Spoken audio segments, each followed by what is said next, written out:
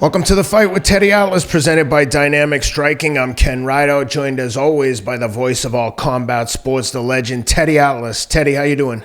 Good. Just got back from rehab in the city, the best rehab place, HSS in Manhattan, Hospital of Special Surgery. They really have good people there. They know what they're doing, which is always good if someone knows what they're doing. It helps. It does help. I wish more people in my business of boxing knew what they were doing, but that's for another day, another story. Yeah, it was. My knee is sore. It's stiff. It sucks. That's the closest I come to cursing on this show. Some days, but it's got to be getting stronger because I'm working hard.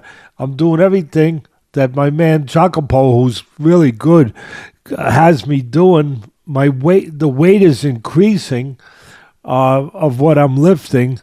I'm pushing a sled like I'm getting ready for the freaking NFL next week. So it'll come. It takes time. What are you going to do? I went down the shore with my entire family and 4 grandchildren this past weekend. Had a great time. Doesn't get better being with your grandkids. And, went down there to my daughter's place down in Rumson. They're down by the water there. So we went to her beach club, and it was just great. And this was an extra for me because not only was it just great being with the grandkids, my son's been here for 3 weeks with his family. The bad news is they went back yesterday, and that's always sad because they've been with us 3 weeks. We get spoiled. My little grandson, 5 years old, little Teddy, the 4th, they went back. We took them to the airport, and it's again, you start missing them right away. But we're blessed. We had a great weekend with everybody, the whole family together. And then down there on the beach on Saturday, I got a little red. If anyone noticed, Sam, I don't know if anyone noticed, but I got a little bit of color. Well, just sitting out there. But it was just, I met a lot of great people.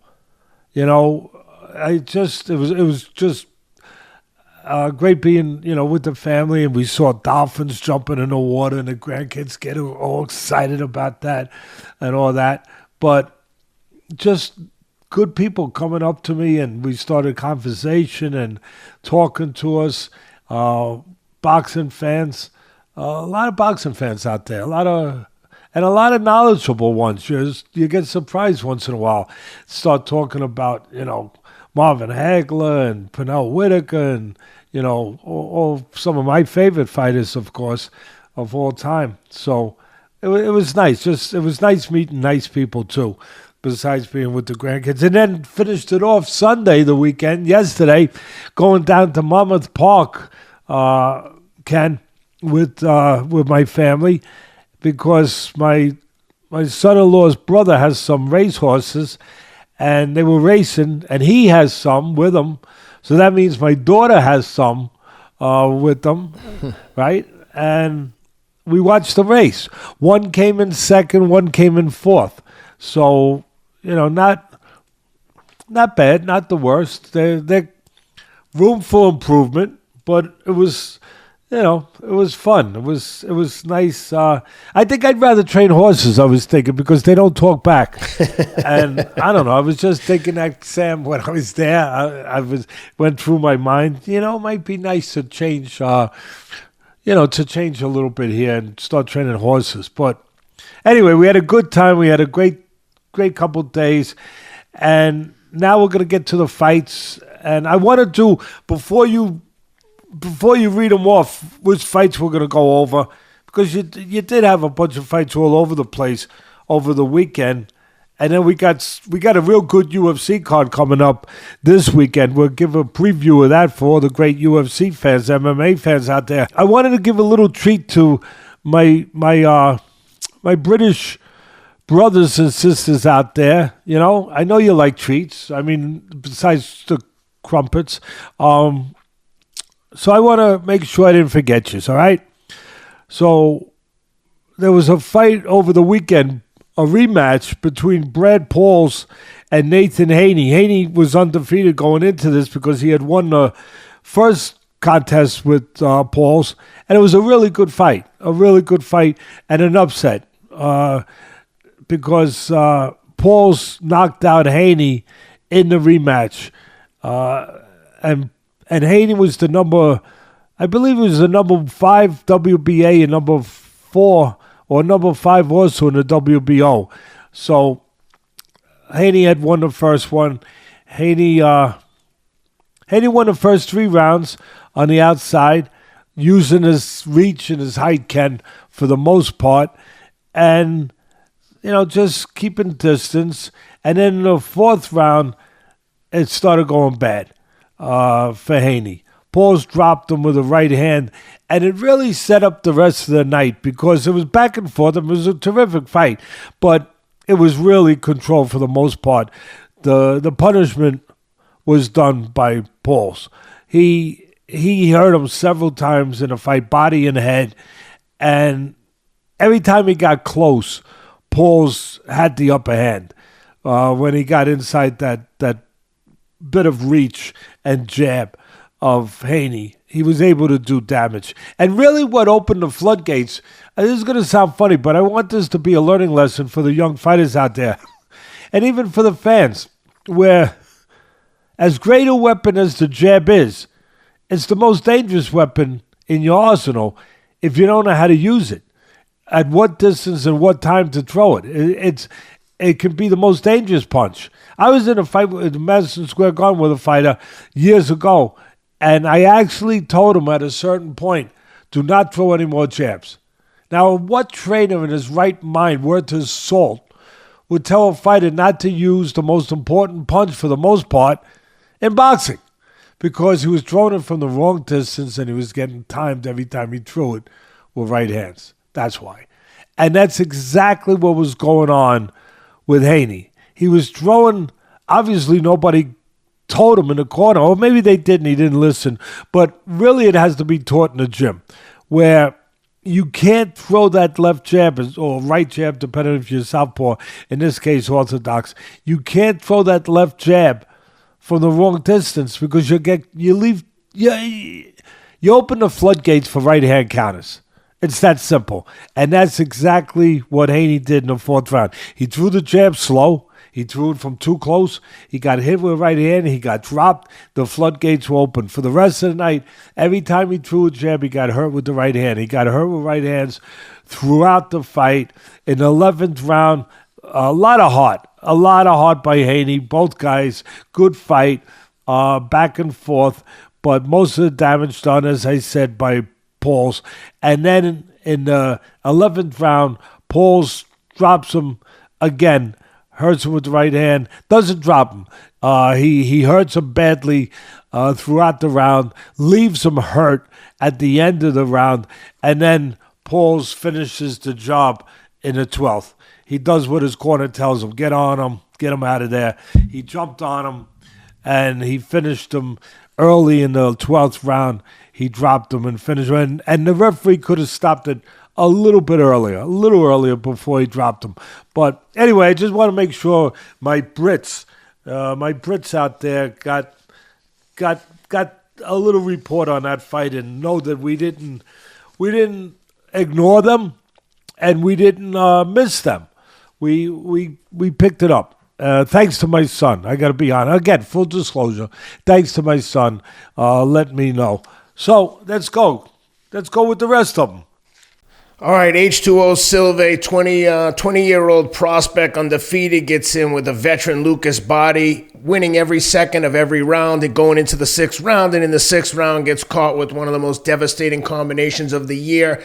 Candidate for knockout of the year, face down, stiff as a board. One of those knockouts where you're just praying that he's okay. And reminder that some things are bigger than boxing. And honestly, it was scary. Glad that the kid's all right, but my God, did he get cracked. How'd you like that one? And where does H2O go from here, Teddy? Can he come back from this? Well, part of it is psychological to come back. That's what I mean.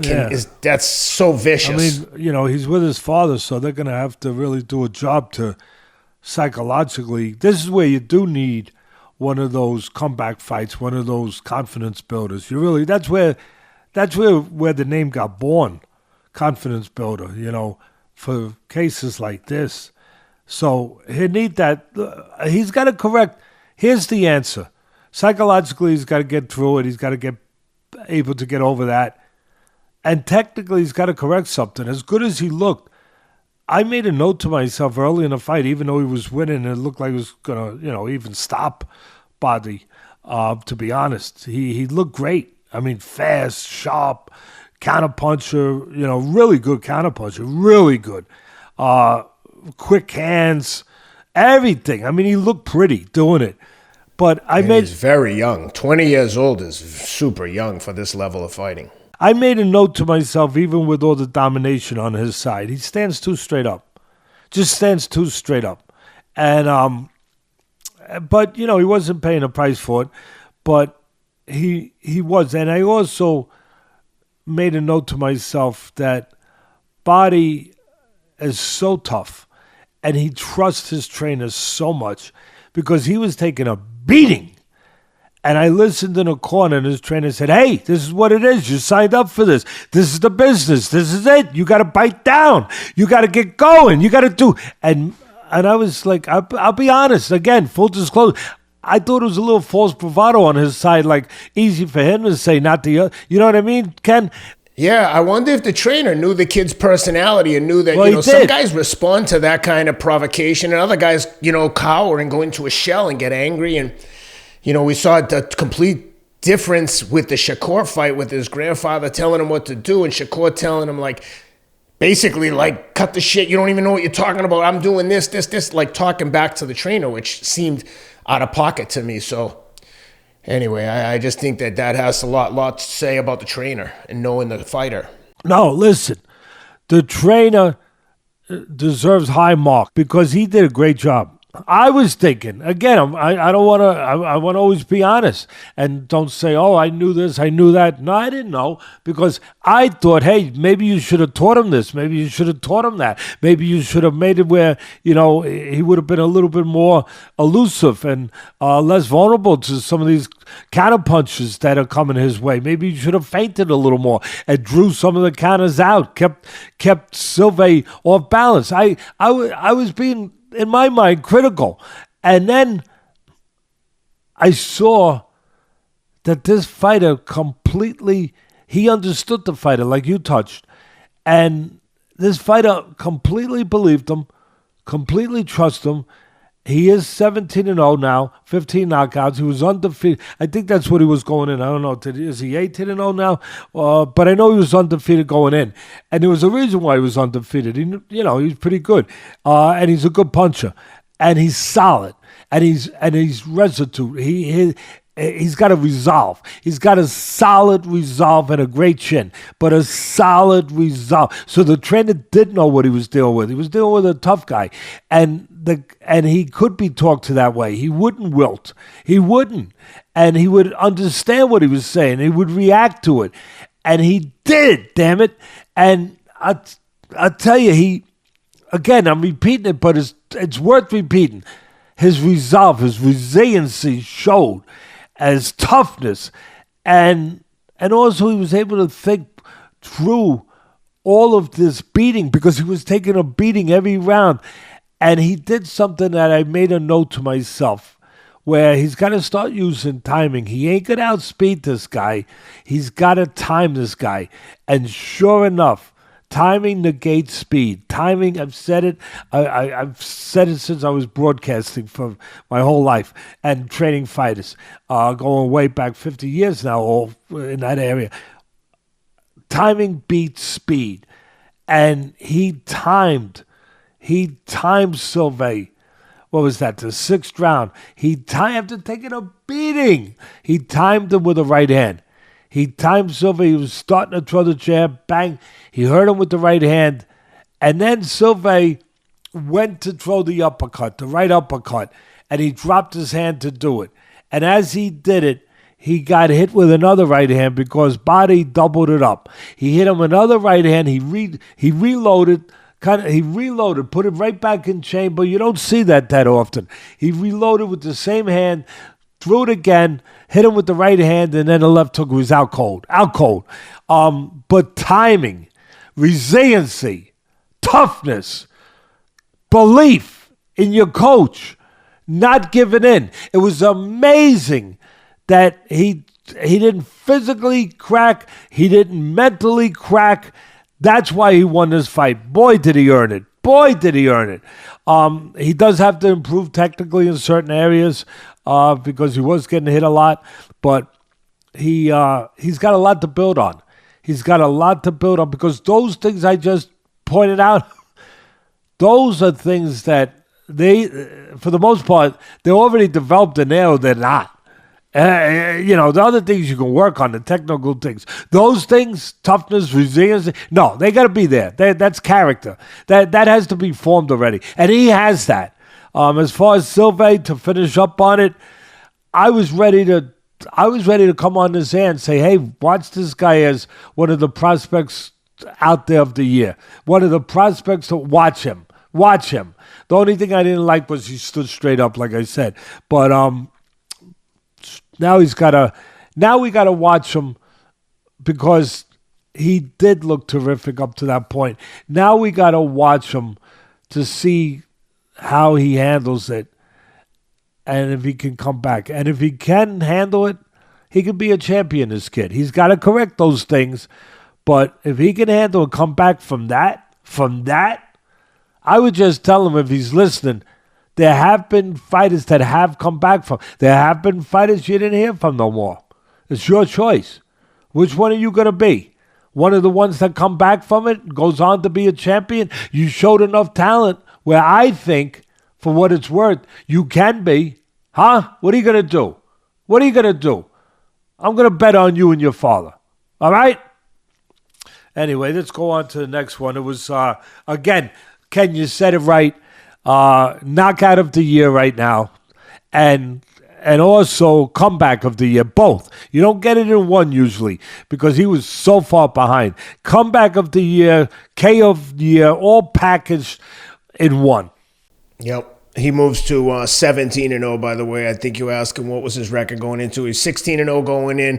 Sylve goes to 11-1. So both undefeated coming in, to a young prospect and old veteran, but undefeated. Second fight there, or the next, the co-main, Amanda Serrano beats the brakes off Stevie Morgan in a fight that probably shouldn't have been made. I just don't understand some of these fights, especially in the women's divisions. I don't know if they don't have enough of a big enough pool to draw from, but that woman shouldn't have been in the ring with Amanda Serrano. I love Amanda Serrano. She shouldn't have been in there with Stevie Morgan. Someone's going to get hurt putting a fight on like this. Second round stoppage, first stoppage for Serrano in 3 years. I'd say, what do you think? But I think I know. Yeah, so look, Serrano's a real good offensive machine. She's been around a long time, 35 years old, one of the top fighters, not just in the business, but in the history of the women's boxing, to be quite frank, I think. I think that's fair. She's 46-2-1. Yeah, I agree. With 30 knockouts, southpaw. And Stevie Morgan was also 35 years old. You got to be a little suspicious when someone's 35 and they're just now getting to the first fight of, you know what I mean, to their first significant fight. And they're 35. She's 14-1, 13 knockouts. And you said it, she didn't belong in there. I mean, obviously she'd been in there with very well chosen opposition. Very soft opposition. That's a lot of knockouts for a woman, too. 13 out of the 14 fights, you knocked them out. I would like to see a videotape of some of those knockouts because that's hard to believe. Yeah, obviously they picked her opponents in a way that she could build up that record. That was part of it. And she'd been in very soft. She hadn't been tested. She truly went from the wading pool to the ocean, and she got knocked over by a wave early and nearly drowned. She shouldn't have been in the ring with her.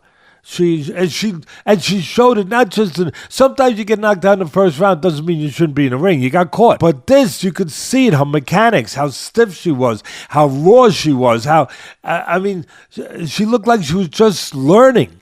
She literally looked like somebody who was still in the learning stages of maybe the first 8, 9, 10 months in the gym, where they're still learning how to throw things, and it's not comfortable yet. It's not automatic yet. It's not fluid yet. It's like mechanical, like 1, 2, 3, 4. Just like robotic. And it's when I saw her come out before a punch was drawn, I said, "Oh my goodness, wow!" Obviously she has not been in with anybody. But this is one of those cases too, where if that girl showed up to spar with Amanda Serrano and you were training Serrano, you'd tell the girl, like, "I'm sorry, we don't need you. Like, this isn't going to help you or her. Someone's going to get hurt." And I'm not trying to be funny. It's dangerous to put someone like that in there. It's irresponsible. Look, it showed right away how green, raw, unpolished. Pick whatever word you want. Just no business, going from the level that obviously she's been fighting at to this level. And look, we could say it. You just touched on it. The people around us should have, you would hope, know better. You would hope care better. So, all right, next. Next, we go to the main event, Jake Paul and Mike Perry. Entertaining fight, lots of punches thrown. By the way, I want to just say one thing. We finished on it because I really, you hate to hurt people's feelings. But the truth is the truth. We don't mean to hurt no one's feelings. We just tell the truth. But Stevie Morgan did show a lot of heart. Go ahead, next. For sure. Oh, for sure. Mike Perry, Jake Paul. I was surprised at how much Perry has done in his career with the lack of defensive knowledge or skills. My God, I don't think he moved his head once. Obviously, he's tough as nails and could take a beating, but at a certain level, that doesn't win fights. And the fact that he's done what he's done in bare knuckles, kudos to him. I'm a fan of Mike Perry, but my God, did Jake Paul expose him in the boxing department. Mike was in there, lasted as long as he did on pure toughness. Jake Paul boxed his ears in at times, hitting him with jabs, combinations. He made Jake Paul look like an experienced, well-rounded veteran. And no offense to anyone, but I couldn't believe how little defense or head movement or anything that Mike Perry showed in there. And Jake Paul, I thought looked really good for what he is and who he was in there with. But he put a beating on Mike Perry. How'd you like that one? Yeah, I touched on it last week. We did a preview of it last week. I wanted to do a preview of it. We did a preview of it. I said you could go, as the great Warner Wolf used to say, go to the videotape. Yep. You could go back and see it. I said, look, Perry is like the old timers, like Mickey Duff would say, it's harder to miss him than it is to hit him. He gets insulted if you miss him. Yep. And he's a tough guy, and I love him for that. But the truth is the truth. So I had said in a preview that, straight beach round. You remember me saying that, Ken? I always say that. Yeah, of course. Straight beach round, and a straight right hand of Paul's is going to beat anything crooked or round that Perry's going to try to throw. And sure enough, and I said, he's a good chance he's going to knock him out with a right hand. And the right hand did play big. He caught him with a left hook too, but the beginning of it was the right hand, the straight right hand. But at the end of the day, no surprise. But what caught me a little bit was the size difference. And I know... Oh, my God. You know what I mean? Astronomical difference. Yeah. Huge difference. Yeah, Paul's so much bigger, stronger, just bulky, big. Like he put on a lot of bulk. And I don't know if it's because of... I don't know how he's doing it, if he's doing it with a weight program, which I would guess that's part of it, that he's on a weight program. I would say that what I noticed was he was a little bit more, well, obviously very big, bigger than Perry, but bulkier than I ever seen him, very strong, Yep. But a little bloated, a little, he was strapped. He was a little bit bothered by the bulkiness in a way that I thought he gassed a little bit. I thought that part of his gassing, because he did start to gas, he got a second wind around the fourth, but early on, it looked to me like the guys that have those big muscles, they burn and they usually gas.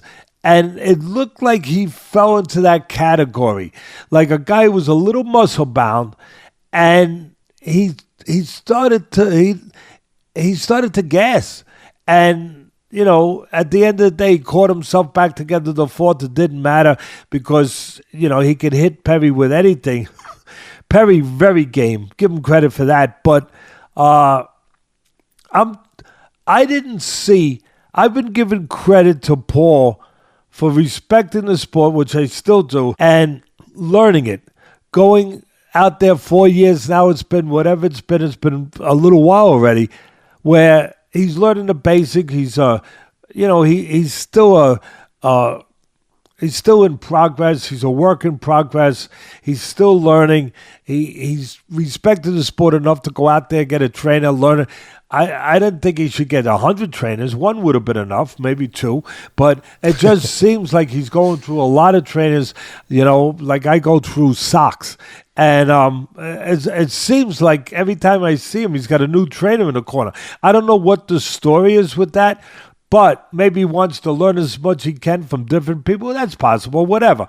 But I have seen progress with Paul in the technical department, in the department of just, sophistication in the boxing business, getting better, and getting more comfortable and more fluid in what he was doing instead of painting by numbers, starting to come more natural and more together the way it has to if you're going to step up, where you're not thinking about it so much. I started to see that in a few fights. I didn't see that the other night, even though he dominated. I didn't see that. See, I'm always going to talk exactly how I feel. I could be giving you the greatest compliments one day. Next day, I'd give you things that maybe you take it as, oh, gee, it's not so compliment. No, it's just what it was always, even when it was the compliment. Same thing. It's the truth. It's what I see. I'm not knocking what I saw. I'm saying I didn't see in this fight advancement in those technical areas. I just saw more power, more physicality, more bulk, just a stronger guy, a physically stronger guy who was looking for the knockout, who was depending on his power, who was maybe now confident that he is a puncher and that he could depend on that. I think he's got to not get carried away with himself. Remember, your power, okay, but don't depend only on that. Still go where you were going before. On the other skill sets, continue to develop the jab and doing things off the jab. All of those things, defense, control range, being able to give angles. Continue to develop because you don't want to be stuck dependent only on your power, because that will not always get you over the hump as you fight better fighters. Obviously, you're picking your guys. I get it.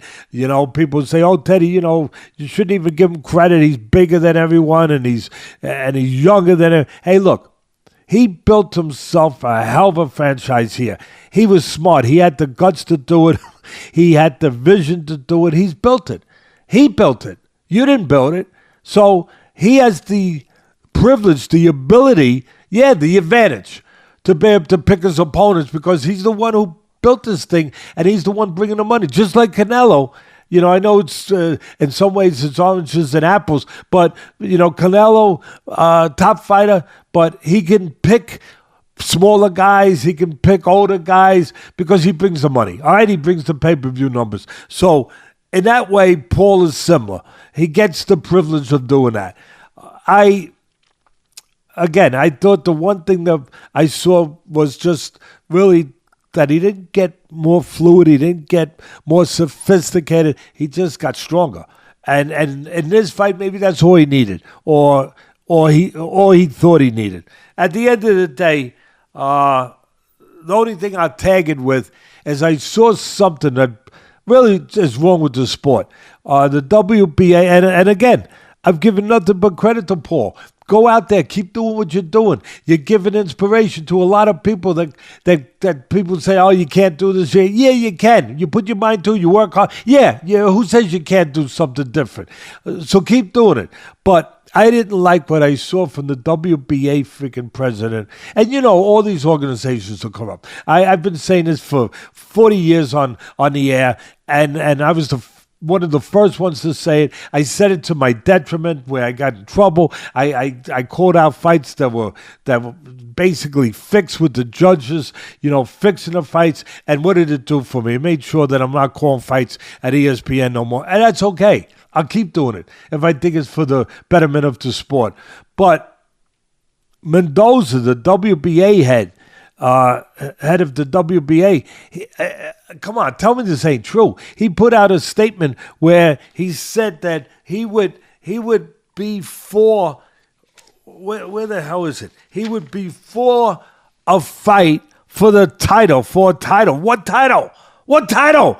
He would be for a fight with a title with Paul and Julio Cesar Chavez Jr.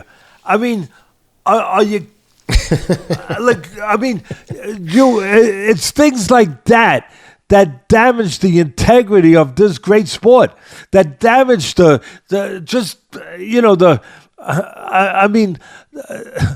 it's just things like that chase people away. So WBA President Mendoza said he'd be interested in making Jake Paul versus Julio Cesar Chavez Jr. for a title.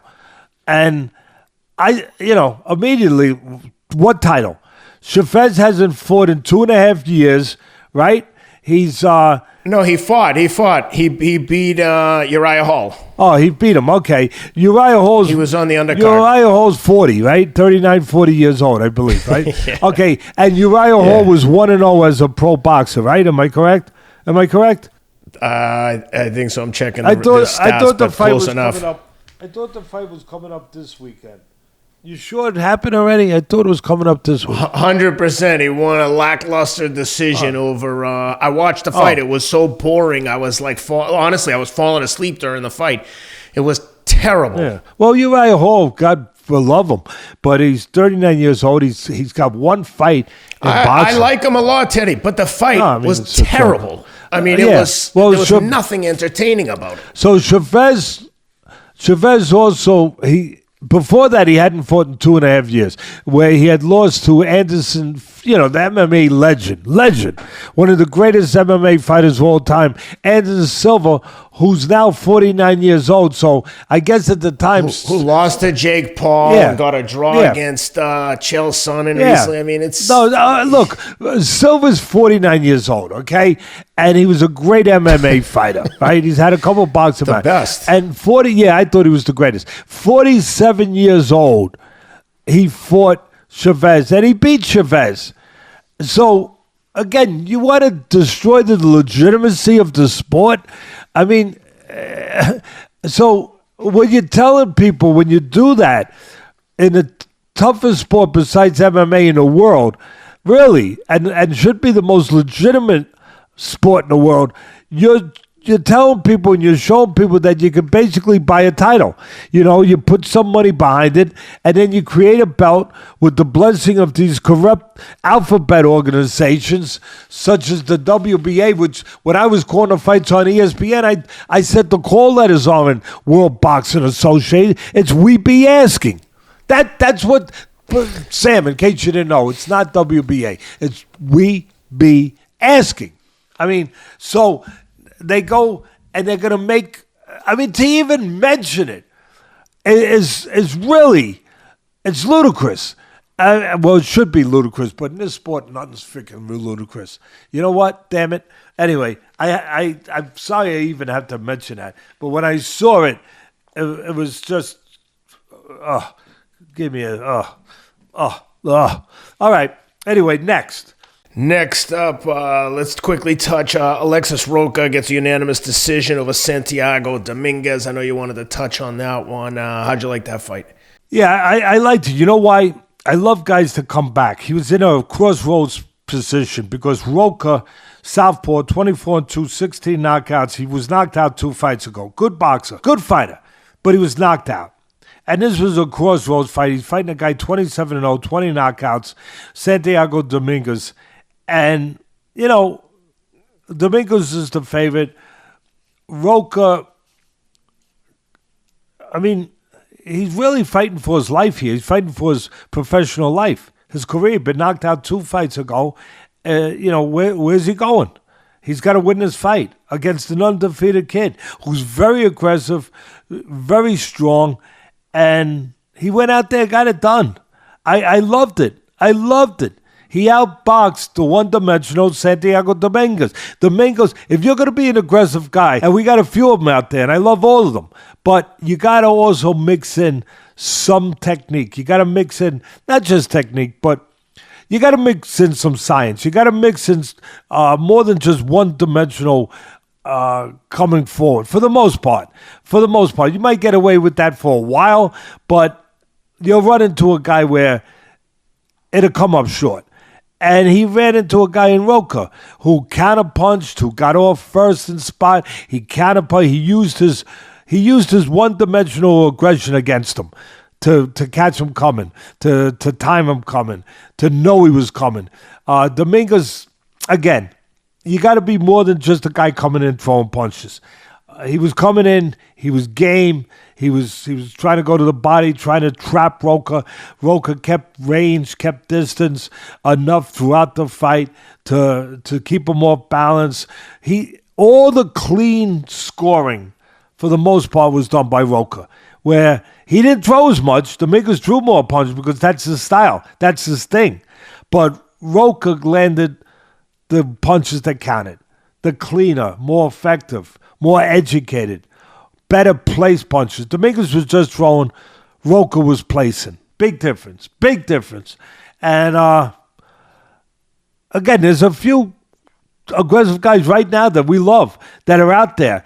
But they will only go as far as their mind blends in with their physicality. And what I mean by that, where they throw in the subtleties, like instead of coming in every, feint a little bit once in a while. Once in a while, slide to the side. Move your head. Make sure when you do throw the punches, they're not from too far away. Make sure your legs are in position. Use your jab as you come forward. In other words, mix in a little bit of the science of boxing with the aggressiveness. Pure aggression without some of the science, usually you're going to have, you're not going to, there's going to be a point where you get to that point and it's not enough.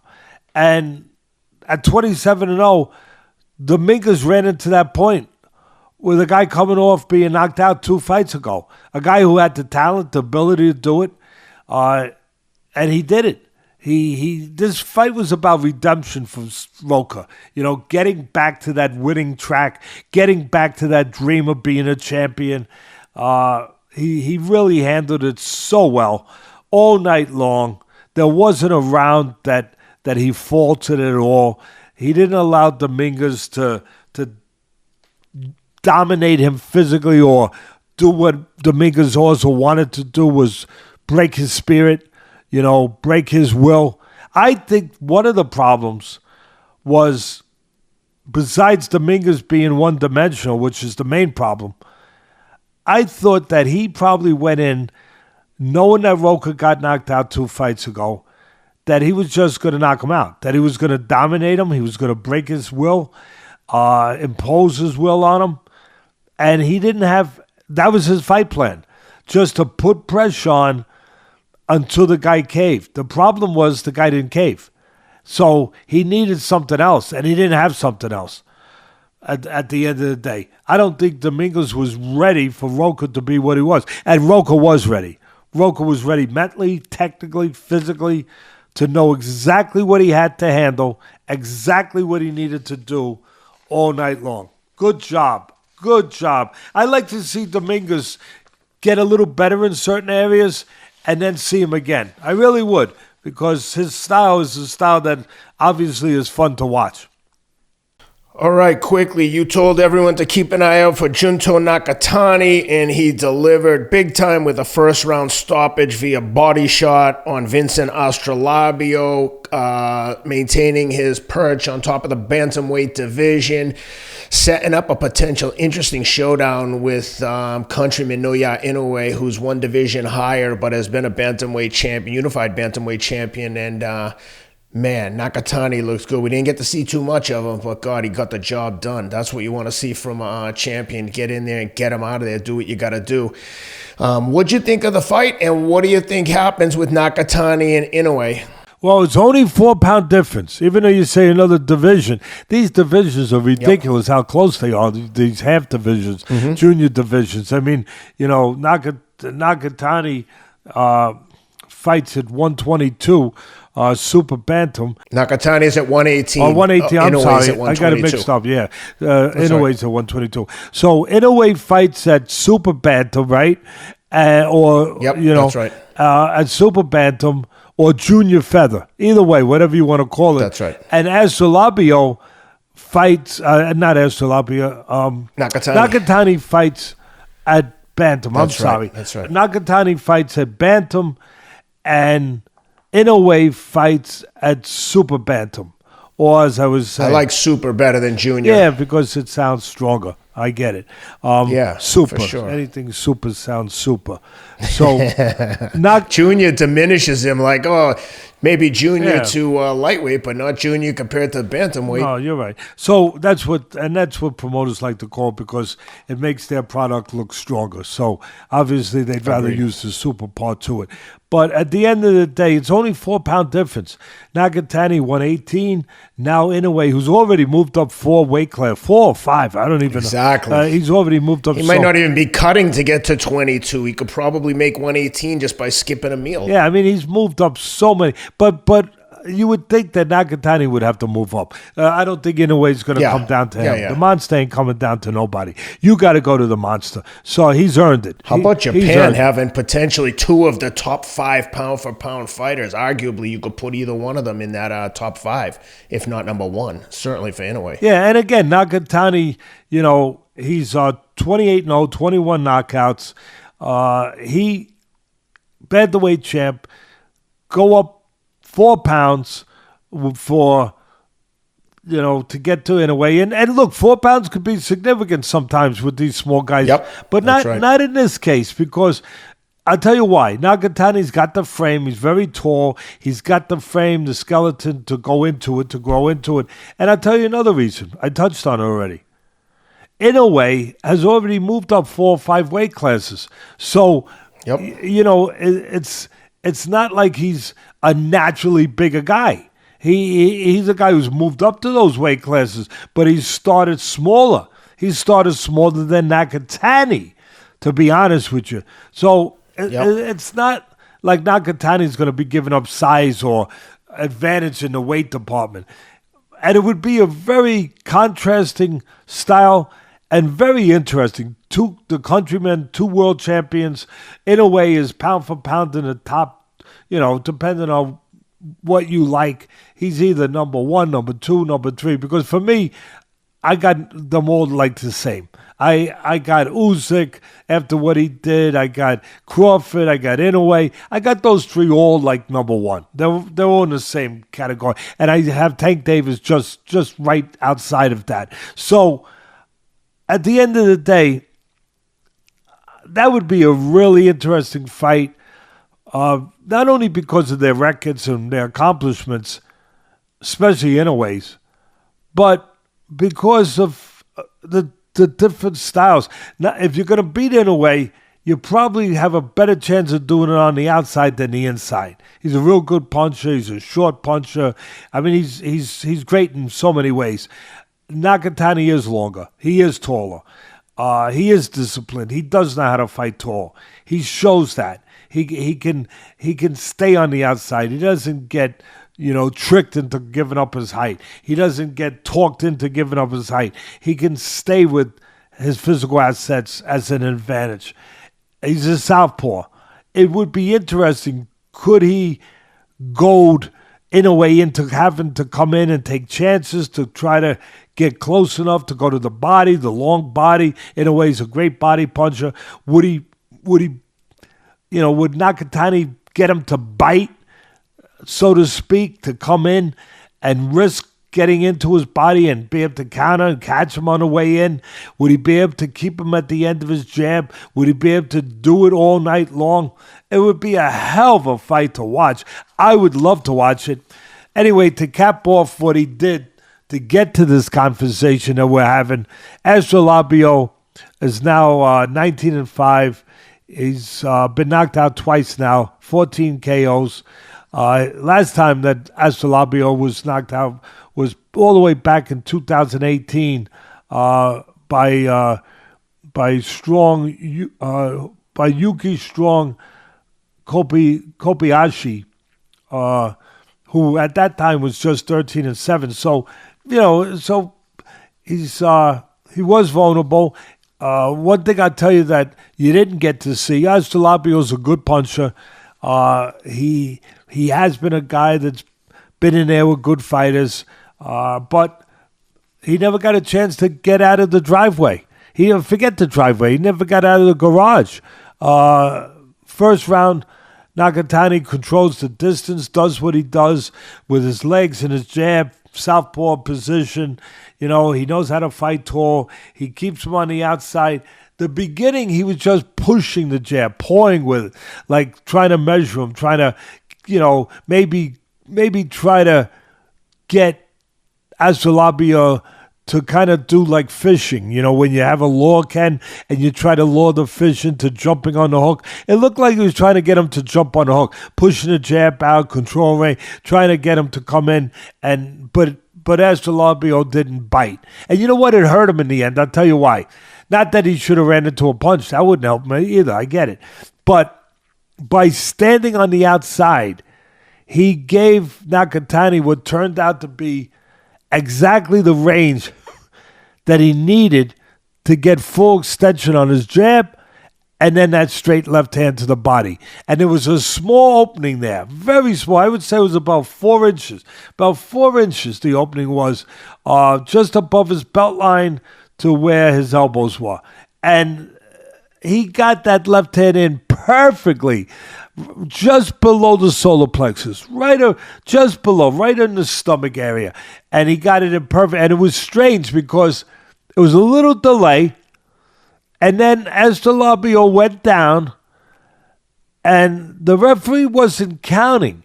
It was like he was down there watching him with him, and then all of a sudden Astrolabio gets up and goes down again. And when he went down again, then the fight was called off. But I didn't really see the ref counting. It was just like it was almost like he wasn't sure if he got hit low or if he got hit clean because it happened so fast. Yeah. It happened so quick. But the way it happened was Nakatani used his length, controlled the range. He had Astrolabio at the end of his length, threw that left hand in beautifully, accurate. And that's what he is. He's a real good counterpuncher. He's got a jab. He sets up the left hand with the jab. He's accurate. He doesn't waste much. He makes you fight on his terms. He makes you deal with his style. He ain't gonna be brought into something he don't want to be brought into. He's too disciplined for that. He ain't gonna accommodate you and fight the kind of fight you want to fight. Maybe in a phone booth because you want to fight there. No, he's gonna use his assets. He knows what they are, and he so far to the tune of 28-0, 21 knockouts, he's been able to get his way and fight it his way. Maybe he should come into the ring with a Japanese version of Frank Sinatra, my way. I would like that. Yep. I would like that. Yeah. I'd like to, like you said, I'd love to see him fight in a way. But anyway, all right. We're going through this stuff pretty fast. If he does move up in weight, one thing he's going to do is have to focus on his diet, and there's no better supplement to include in that diet other than Athletic Greens, my number one go-to supplement. Athletic Greens, the all-in-one green drink. You mix it with a scoop of water in the morning. It's an insurance policy for your body's health and immunity, regardless of the quality of your diet. It's impossible to get all the minerals, nutrients, and vitamins that you need from food alone. Athletic Greens is made from 75 whole food sourced ingredients. It was made in conjunction with dozens of different doctors. They developed this thing over a course of several years. For listeners of this show, if you go to athleticgreens.com/Atlas, you can get 10 free travel packs with your first purchase. Again, athleticgreens.com/Atlas to take advantage of the special offer. 10 free travel packs with your first purchase. Athletic Greens, the all-in-one green drink vitamin supplement that everyone should be taking, regardless of age, sex, or sexual preference, or political leanings. Athletic Greens, the all-in-one green drink made for everyone, all-inclusive. All right, Teddy, let's get into a preview of a huge upcoming show from Manchester, England. UFC's got a big one coming up. And for our friends at MyBookie, you can go to mybookie.ag and use the promo code ATLAS for a 50% credit on your first deposit. Some awesome fights coming up. Let's start on the undercard and work our way up to the co-main and the main, starting with Paddy the Baddy in with Bobby Green. Man, I'm looking forward to see Paddy at home in Manchester. Oh, he's from Liverpool, but close enough. Looking forward to seeing Paddy in action with Bobby Green. What are you looking for in that one? He's got a great following. They all do, but he's got a great following. They come out for Paddy the Baddy. He's been on our ads, so, we appreciate him. We love him. I love Bobby Green. I do. I got to say, he's a war horse. He's a centennial. He's that guard that guards the gate, Can you get past him? Can you get past him? And he's 32, 15-1. He's been around, obviously, a long time. He's well-rounded, but he loves to strike. People don't even know how good he is on the floor, to be honest with you, on the mat. But that's because he just loves to strike, and he is good on the mat. But he'll probably want to strike because Paddy the Baddy's strength is his wrestling. He's, for the most part, he's 21-3. He's undefeated in the UFC, I believe, right? Yeah, he is. Yep. And he's a very talented grappler, but he's also he loves to slug. The problem is he keeps his chin up in the air. You can hit him. He's been hit. He's been hit already. He's been in a couple tough fights. One real close one. I'm trying to remember who it was with. It was very close. A lot of people thought he lost. I gave it to him. I thought he won real close. But I remember it was a fight where I could see people were arguing that they thought that because of his stardom or his beginning of stardom, being the next star being built in the UFC, which they always need stars, everybody does, they felt that he got the benefit of the decision. Again, I thought he's shown his toughness. Yeah, he's shown his vulnerability with his chin up in the air. He has shown that. Jared Gordon. Yeah, is that who it was? I thought it was someone else. It was either Jared Gordon or Jordan Levitt. Could have been either one of them. Those were the two unanimous decisions. Yeah. Sorry, not Jordan Levitt. I mean, Tony Ferguson, he was in last it wasn't. but he won the decision there. So, yeah, it was Jared Gordon was the very close decision that people thought Paddy might have lost. And look, his vulnerability is he loves to fight with you, loves to strike. But that chin up in the air like a lantern in the storm. I told him that when he was on the air with us, actually, that he's got to work on keeping that chin down. And he's but then again, he's always found a way so far to come out on top. He's shown his grit, he's shown his mental resolve, his toughness, his ability to find the way to win. So it's going to be. I'm going to favor Paddy the Baddy. I'm going to call it, say youth is going to be served in this case. I think he's the naturally bigger guy, but I think that youth will be served, and I will go with Paddy the Baddy. And for our friends, let me give you the line just for our friends at my bookie. Make sure we consider the line. We got Paddy the Baddy minus 110, Bobby Green minus 117. Pretty much even odds here, as close as I've seen to even in the UFC, that's for sure. So you got Paddy the Baddy at minus 110. And then how about the over-under? Over 2.5 minus 190. Under 2.5 plus 135. Yeah, I'm going to go with the over.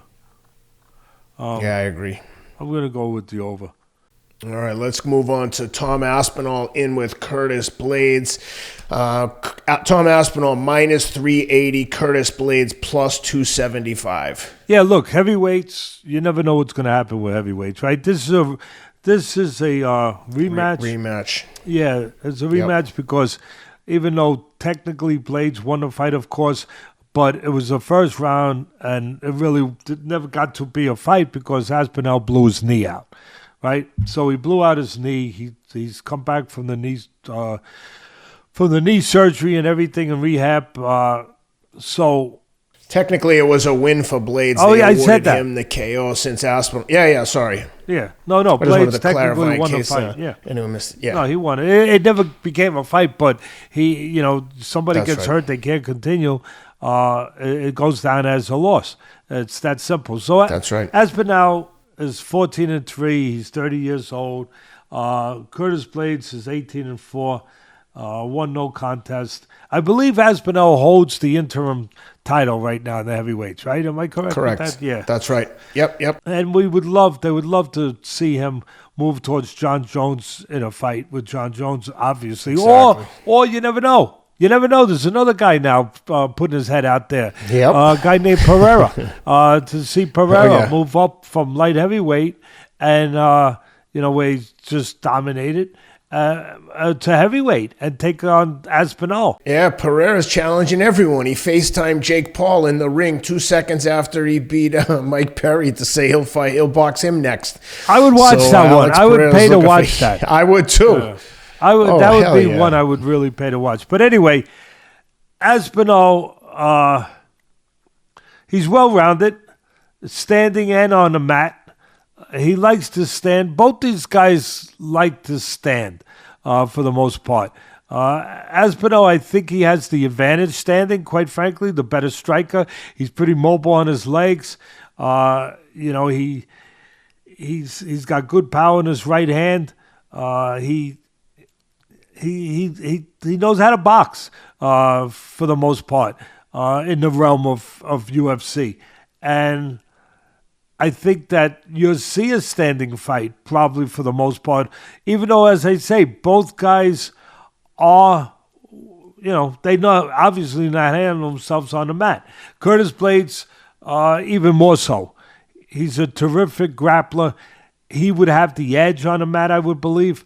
But I don't know if it ever go there because as I started this, both of them, they like to strike. Blaydes is pretty one-dimensional with his striking. It mostly comes down to the right hand. He's got a nice right hand, but he's pretty basic. 32 years old. I mentioned he's 2 years older than Aspinall for what that's worth. I think that Blaydes... Again, I think he comes in second in the strike. If this is going to be a striking match, I like Aspinall to win it. Blaydes may wind up wanting to go and take him to the mat, although Aspinall knows what he's doing on the mat too, but I think Blaydes has the advantage there. The one thing about as it gets late, how many rounds is this fight? Is that a 3 or a 5? This one, I believe it's a 5-round fight because it's an interim title fight. Yeah. All right. If it is 5. Yeah, let's assume. Yeah. If I'm wrong, I'm wrong. But I'm just saying, if it's 5. Now, I'll say this with knowing Aspinall, I don't think he's ever been past the second round. So I understand what I'm biting off here. But Blaydes, terrific for 3 rounds, it seems, with his cardio. But when he's gone after 3, not so terrific. Not so terrific with his cardio. Big guy, obviously. Both big guys. But I will go with Aspinall. I'm going to say that I'm going to take Aspinall by knockout, landing a right hand on Blaydes. How's that? What can I get on that? What kind of prop can I get on that? All right, for the props on the you got to give me something. We've got, the over-under is only 1.5 rounds, plus 125 on the over, minus 171 under 1.5 rounds. All right, I'm going to go. That's tough. Man. That is that is tough. You're trying to get them to go over. You're trying to. Right. You're telling everyone you're trying to get the public to go over. You're trying to get them to go over. Because it could be explosive and fast. Can I just take Aspinall by knockout? Can I just do that instead of risking the under over? Yeah, they don't have that prop bet at the moment. My bookie may change that as we get closer to the fight, but as of right now, they don't have a line for Aspinall by knockout. They just have the money line and the over under 1.5 rounds. All right, well, I'm just going to take Aspinall. If I had to bet the under over, I'd go over.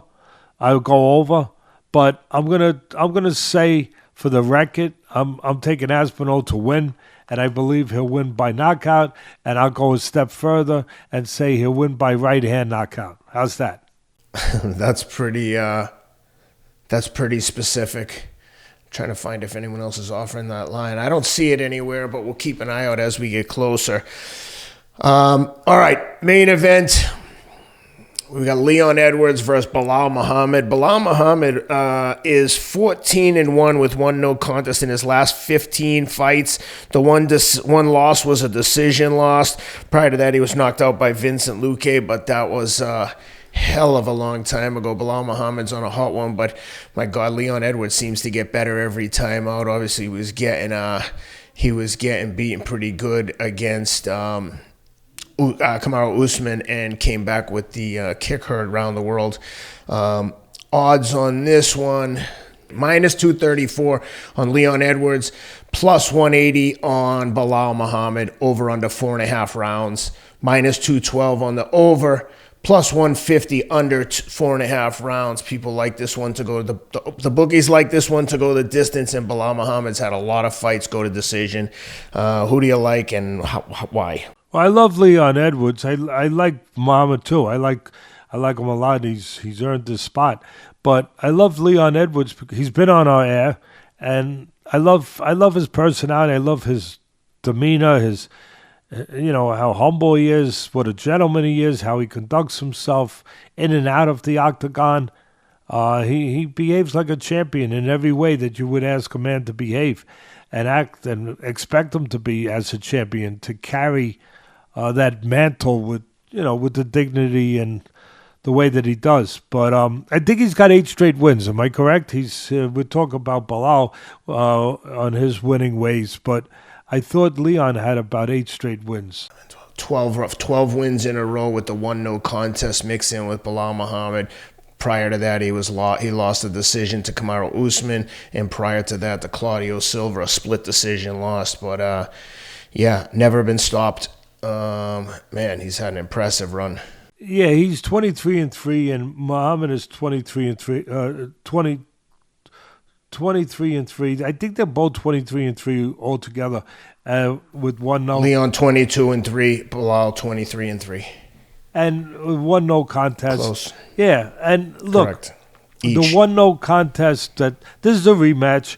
The no contest that they had in the first time they met was an eye poke, which hopefully they come up with that new glove that they're working on, which I talked about 3 years ago in the UFC. They need to come up with a flexible material glove where it will keep the fingers together. You can still grapple, you can still grab the guy, and obviously make a fist, but it will keep the fingers. It will make it, more unlikely that you're going to get an eye poke, which is so dangerous. Forget about it that it ruins fights sometimes, but it could ruin somebody's career by destroying their retina. So that is something serious in the UFC that they have to. Really have to, and they are. They're acknowledging it. They're working on it. I heard last that they were working on a glove along the lines that I talked about, where they could perfect this glove that could help. But it was an eye poke by Edwards, obviously accidental. It happened early in the second round where Muhammad couldn't continue. It was a bad eye poke. I mean, there was blood coming out of his eye. But there was one round before that, and that round was dominated by Edwards for the most part. Edwards looked really good in that first round. I like Muhammad. He's a solid guy. He's a guy that's obviously earned this spot. He's very solid. Edwards is a guy that doesn't make mistakes. Very well-rounded. Very, very well-rounded. He sometimes could be accused of doing just enough to win. But he does enough to win. And where maybe you could say he could be out-hustled a little bit in some spots and to maybe grab a round where he's doing just enough to win that round, where he's not doing anything extra. But that's part of what makes him so great, is because he does anything he's doing, he's doing it because he thinks it's going to land. He's not going to waste anything. He thinks it's going to count. He's not doing stuff where he would leave himself open to some kind of counter because he's doing it in a reckless way. He doesn't do anything reckless. Anything. He's very solid, buttoned up, cerebral, in every way. And one of the greatest comeback wins of all time when he beat Usman, the great Usman. Usman looked like he was the greatest welterweight of all time at the time. And that's right. He beat Usman in the fifth round with the clock running out, well behind in a fight. In the fifth round, he beat him with a beautiful set-up leg kick that he set him up with a little bit of movement of his hand, and then he threw the leg kick and caught him clean, where Usman never saw it coming. Let me put my specs on here, look at my notes, show people I am getting old. Well, at the end of the day, I'm going with Edwards because of the reason I said. He doesn't make mistakes. He was winning I know it was only one round the first time they fought, but he looked really good in that first round. Then the eye poke came. He's in there with a solid guy in Muhammad. I believe it's going to go over because of what I just said. Muhammad's solid. The bookies agree with me. They looking for the over. Edwards is a guy that doesn't look to do anything extra. So it fits into a over fight. So I would take Edwards and the over. Can I get that? Can I get that, sir? Hey, book it. You got it. Make a note. Well, that's a thorough preview of that upcoming fight, and we covered a lot of the fights. I hope the fans appreciate the coverage of all these, even these lower, not as widely publicized fights. I don't know where the promoters are on some of these things, because if I'm not hearing about them frequently, who is? Nevertheless, Teddy, thanks for the thorough breakdown. I know you spent a lot of time and spend a lot of time preparing for these, preparing the analysis for these shows. So thank you. I appreciate it. Great job as usual. That's all I got, Teddy. You got anything else before we say goodbye? Yeah, one quick thing, because I know you got a date to keep. Say good luck to your son in his first flag football game of the year. You're being a good... Tackle football. Oh, I'm sorry, tackle. Forget about flag. It's nervous. All right, there's no flag in the Rideout house. Okay, all right, tackle. First, and he should... I can see now why he's so nervous. But he'll be great. Yeah. You're being a great father. You're going there to be there for his first game. He actually asked for you to be there. He said, Dad, I'm a little nervous here. So right away, you jumped up there. You did what a father's supposed to do. You're going to be there. Come in here next week and report on how many tackles he's got, how many touchdowns he's got, everything. I want a full report. Yeah. No, thanks. And I'm actually, next week, maybe I'll have him come in here and talk to you too, because I said to him, if we have time, I just saw him go out with my wife. They ran over to the sporting goods store to get something last minute. But I said to him, I'm going to have you talk to Teddy. And he's like, okay, he's so nervous. He was like, Dad, I don't know if I want to play. All the normal things that you would expect from a little kid. He's 13, first time playing tackle football on the middle school team. And you know how it is, Teddy. It's like, you just want to do everything you can to give him all the courage in the world. But I know those feelings of being like new to something. The other kids might have a little more experience. And to me, this is the hardest part about being a dad, is when they're brutally honest with their feelings. And, I told you my son Luke, when he was playing baseball, he kept stepping out of the batter's box whenever the pitch would come down. And I said to him, buddy, every time he throws the pitch, you're stepping out. It almost looks like you're afraid. And he said, I am. And I said, okay, all right, good. Now at least we can work. Now we can work from there. Like the great Teddy Atlas would say, everyone is scared. With that, thank you. I will say good luck to him, and go out there and go get him. I'll leave you with a Knute Rockne speech. Right. I'm known for boxing speeches. I'll leave you with a the great Knute Rockne. He was the coach, Sam, of the Notre Dame football when they were dominant in college years ago. He said, hit him high, hit him low, and then when they get out, hit him again. All right. Thanks for doing this. Thanks, Sam. Thanks, Rob. I will talk to you guys next week. And Teddy, thanks for everything.